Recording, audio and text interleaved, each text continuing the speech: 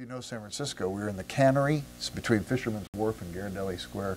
There used to be a bookstore there. I actually have a picture of Lon standing in front of the door of the place that used to be a bookstore. And they had box sets of the Narnia Chronicles. I bought them, I read through them from cover to cover, and I thought these are fascinating. And then I heard he had an autobiography, Surprised by Joy. So I read the autobiography, and that was the book that hooked me.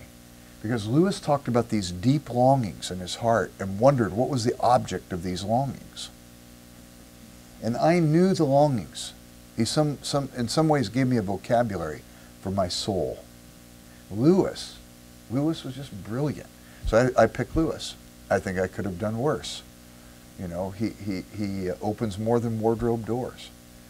Really, he was the one that took me to Homer and Plato and Aristotle, and the classics, the playwrights, you know, Euripides. He was reading Euripides just before he became a Christian. We say, well, what was it then about Euripides? You have to go read those plays. I feel like reading him has been a liberal arts education for me. You know, my mind's like a pickle soaking in the brine of C.S. Lewis, I suppose. And by the way, his book, the most important pre-Christian book that he wrote was a narrative poem. It's 100 pages called Dimer. And I think everything that he will write as a Christian is anticipated in that book. But Packer asked a question that day.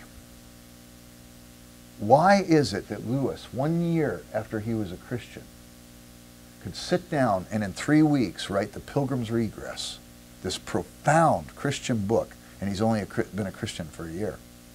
And I said the reason why is because all the questions he's answering in Pilgrim's Regress he had already asked in Dimer. Well, the concept that runs through all of his books, I could take you to every place where it's there, whether he says it explicitly or it's implicit in the writing, is this concept. He calls it reality is iconoclastic. Reality is iconoclastic.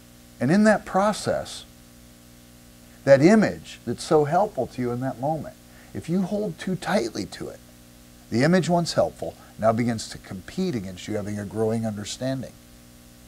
And consequently, the image once helpful now becomes an idol. Bruce Edwards, who's a great Lewis scholar, and he's at Bowling Green State University, he says the whole academic enterprise is to seek to understand generalization and exception. Generalization and exception.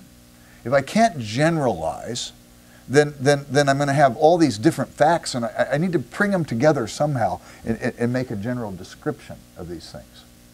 The word revelation means to reveal. Every time God discloses something about himself, something else remains hidden. I tell my students, you do not get a last word about anything. And they immediately go into existential despair. And I have to clarify. I say, you don't get a last word about anything, but that doesn't mean you can't have a sure word about some things. But Lewis did this literary critical work called The Arthurian Torso, the body of Arthur.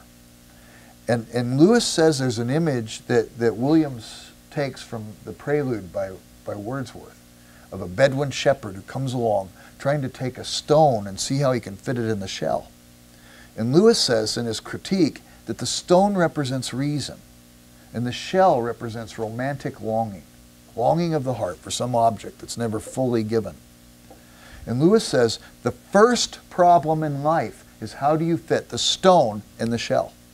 And that was for Lewis too. He had the deep longings, but he had all these intellectual issues he was trying to get over. And what's the first book he writes after he becomes a Christian? The Pilgrim's Regress, an allegorical apology for Christianity, reason, and romance. Christianity put them together for him, see.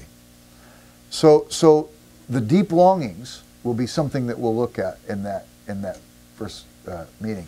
And then we're going to look at the barriers, the intellectual barriers Lewis had in the next session. And then we're going to look at the biggest barrier he had, which is the problem of evil.